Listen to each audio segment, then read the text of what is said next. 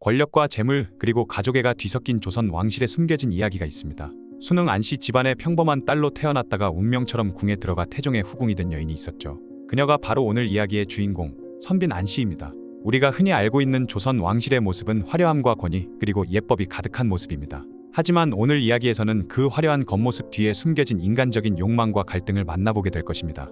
특히 어머니와 딸 사이에서 벌어진 처절한 재산 다툼은 조선시대 왕실도 결국 우리와 같은 인간사를 겪었다는 것을 보여주는 중요한 사례가 되었죠. 조선시대 기록을 보면 왕실 구성원들 사이의 재산 다툼은 꽤 흔한 일이었다고 합니다. 하지만 오늘 이야기처럼 어머니와 딸이 서로를 물고 뜯는 듯한 치열한 싸움은 매우 이례적인 일이었죠. 선빈 안씨는 검교 한성윤이었던 안이의 딸로 태어났습니다. 그녀의 집안은 순흥 안씨 가문으로 당시 중급 관료 정도의 지위를 가진 가문이었죠. 그녀가 어떤 계기로 궁에 들어가게 되었는지에 대한 정확한 기록은 남아있지 않습니다. 하지만 당시 양반 집안의 딸들이 궁녀로 입궁하는 경우는 꽤 있었다고 합니다.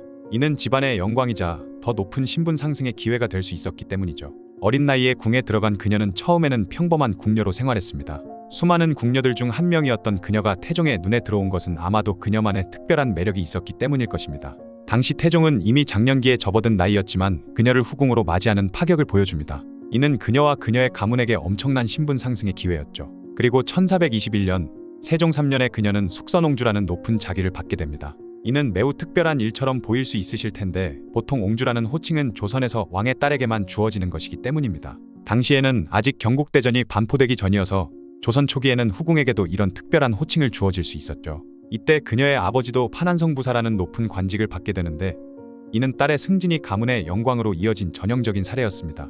태종과의 사이에서 그녀는 일남 이녀를 두었는데요. 아들인 익령군 이치는 태종이 세상을 떠난 후 태어난 유복자였고 딸들은 경신옹주와 소수공주였죠. 당시 기록을 보면 태종은 말년에 선빈 안씨를 총애했다고 합니다. 하지만 그녀가 태종의 마지막을 함께하지는 못했죠. 태종이 세상을 떠났을 때 그녀는 이미 새로운 생명을 잉태하고 있었습니다. 그렇게 태어난 아들이 바로 익령군 이치입니다. 유복자로 태어난 아들을 키우며 그녀는 태종에 대한 그리움을 달랬을 것입니다. 하지만 권력과 부귀영화 속에서도 그녀의 삶은 순탄치만은 않았습니다. 1430년 세종 12년에는 영평군 윤계동과 집터 문제로 큰 다툼이 벌어졌습니다. 이는 당시 왕실 구성원들 사이에서도 재산 문제로 인한 갈등이 적지 않았다는 것을 보여주는 사례죠. 더욱 충격적인 사건은 1468년 세조 14년에 일어났습니다. 딸인 경신옹주와 재산 분배를 두고 격렬한 송사를 벌이게 된 것입니다. 당시 선빈 안씨는 상서를 올려 딸을 거짓으로 모함했고 결국 경신옹주의 녹봉과 재산을 빼앗는데 성공합니다. 이 과정에서 의금부까지 나서서 관련자들을 국문하는 대규모 사건으로 번졌죠. 실록의 기록을 보면 선빈 안씨는 딸을 모함하기 위해 온갖 거짓말을 꾸며냈다고 합니다. 심지어 자신의 친딸을 악녀로 만들어 모든 재산을 빼앗으려 했다는 것이죠. 더 비극적인 것은 경신옹주의 아들마저 직첩을 빼앗기고 외방으로 쫓겨나게 된 것입니다. 즉 할머니의 욕심이 손자의 인생까지 망치게 된 것이죠. 당시 조정의 대신들도 이 사건을 두고 혀를 찼다고 합니다. 어찌 어머니가 자식에게 이럴 수 있느냐는 탄식이 여기저기서 터져나왔죠. 하지만 이야기는 여기서 끝나지 않았습니다. 선빈 안씨는 빼앗은 재산을 며느리인 익령군의 아내 박씨와 외손자들인 황호, 황징 형제에게 나누어 주었습니다. 그런데 여기서 또 다른 반전이 있었죠. 이들이 임종을 앞둔 선빈 안씨를 조종했다는 기록이 남아있는 것입니다.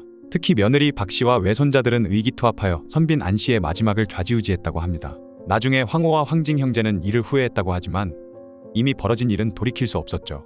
이렇게 재산을 둘러싼 왕실 구성원들의 갈등은 점점 더 복잡해져 갔습니다. 한쪽에서는 어머니가 딸을 모함하고 다른 쪽에서는 며느리와 외손자들이 시어머니를 조종하는 끔찍한 일들이 벌어진 것이죠. 이 모녀의 비극적인 다툼은 예종과 성종 시대까지 회자될 정도로 큰 파장을 일으켰습니다. 결국 예종은 공정한 판단을 내려 경신옹주에게 빼앗긴 녹봉을 되돌려주라는 명을 내립니다.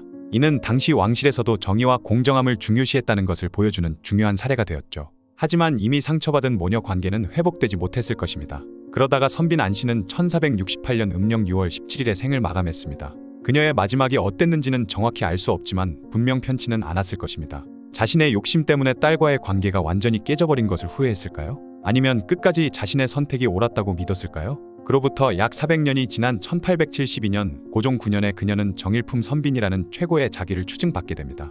이는 그녀의 삶이 비록 논란이 많았지만 결국 역사적으로는 인정받았다는 것을 의미하는 것이었죠. 현재 그녀의 묘는 서울 중랑구 봉화산 기슭에 자리 잡고 있습니다. 2019년에는 서울특별시 기념물 제43호로 지정될 만큼 역사적 가치를 인정받았죠. 또한 오늘날 서울특별시 중랑구 묵동에 있는 숙선옹주로가 바로 그녀의 이름을 따서 지어진 도로명입니다. 지금까지 말년의 딸과 처절한 재산 다툼을 벌였었던 태종의 후궁 선빈 안씨에 대한 이야기였습니다.